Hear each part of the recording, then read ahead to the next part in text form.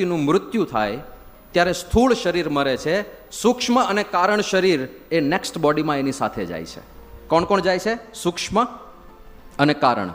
હવે જો સૂક્ષ્મમાં શું છે? મન. એટલે વિચાર કરવાનું કોઈને શીખવાડવું ના પડે, બાળક એની મેળે શીખી જાય વિચાર કરવાનું. મન ભેગું છે, જન્મો જન્મથી ભેગું છે.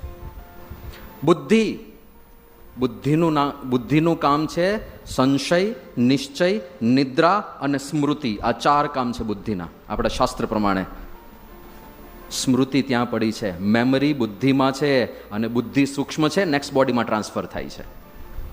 એટલે યાદશક્તિ પણ ટ્રાન્સફર થાય, એટલે ગયા જન્મની મેમરી પણ ટ્રાન્સફર થાય. પછી છે અહંકાર, હુંપણાની ભાવના.